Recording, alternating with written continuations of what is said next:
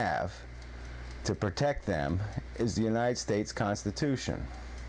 And so a few years ago, I fell into this estate trap. This is the worst part of it. I mean, it's bad enough that you people play this game to these lies. So let's go through the lies first. The lie that cigarette smokers somehow cost society more money. Big, fat lie. I mean, when Governor Whitman made these speeches about Medicare and Medicaid and all this other garbage, and how cigarette smokers were responsible for higher health care costs and the rest of it, it was a big, fat lie. Yeah, I'll say that. I'll say she was lying. Because I bet we could hook her out. I'll challenge her to a lie detector test. Let's come on, Governor Whitman, ex-Governor Whitman.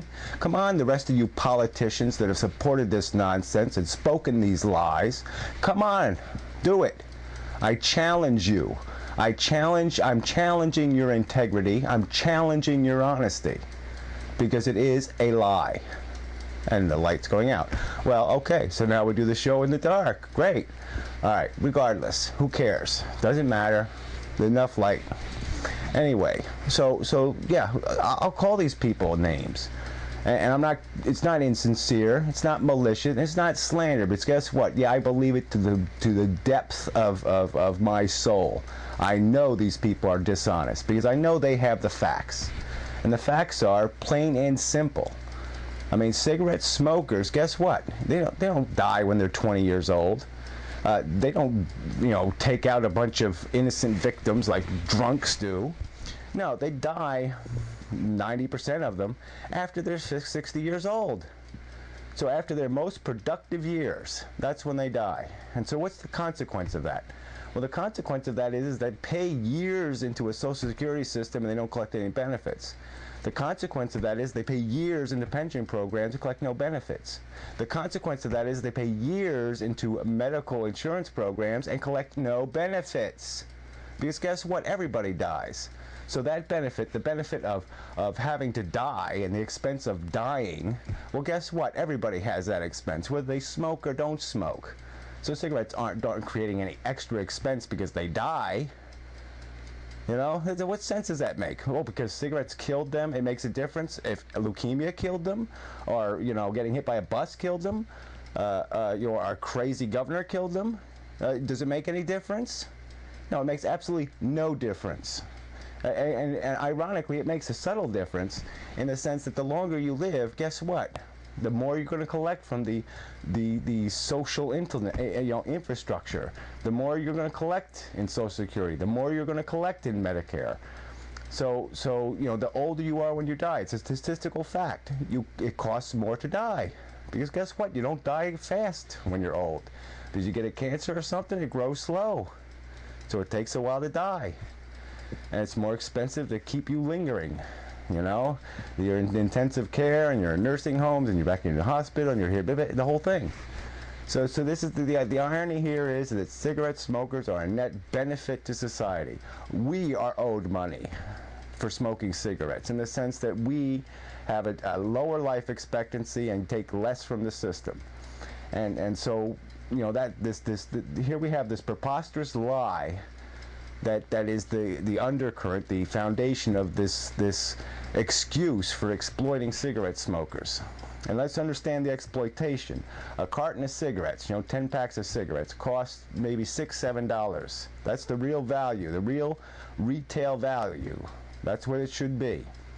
And yet in the state of New Jersey, it's $55. So, it's 800%, whatever. Huge tax, biggest tax in the history of the United States of America. Okay, and it's on cigarettes. It doesn't kill innocent people. Okay, alcohol's taxed what, 10, 20% the most? 800%.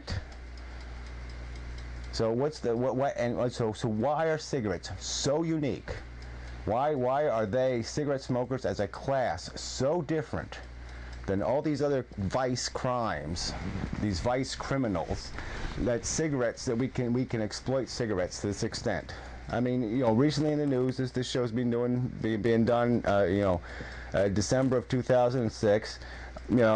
News for a week and a half of these stupid mountain climbers, and they spend this preposterous amount of money, helicopters, all this rescue crap, all this money to get these idiots off the mountain, these dead guys now, you know. And so we even have to recover their stupid bodies. Why aren't we taxing mountain climbing equipment? I mean, why should anybody, why should any citizen in this country have to subsidize idiots?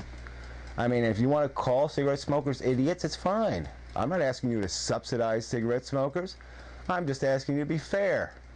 And if you're going to tax them to pieces, well, then you better start taxing all these other people that do anything that can be construed to be harmful to your health or harmful to your longevity. If you want everybody to live to be 95 years old, okay, that's your business. I mean, you certainly shouldn't force people to do it, though, because guess what? A lot of people don't want that life anyway.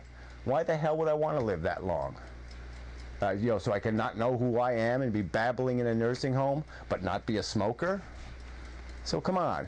It's none of your business what I do in this living room. And you certainly don't have a right to tax it. And the hypocrisy is obvious. You know, this isn't not even close to complex. By this principle, so here we have this tax law that allows you to do this. And so by this principle, it would certainly be reasonable that, you know, there's a lot of people in this country think abortion is a sin and is murder.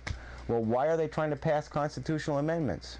Why are they trying to go to this 3/4 burden in the United States Senate or in the Congress or in the state legislature or anywhere else? Why are they fighting that battle when all they have to do is tax it? I mean, the Supreme Court and the state courts certainly couldn't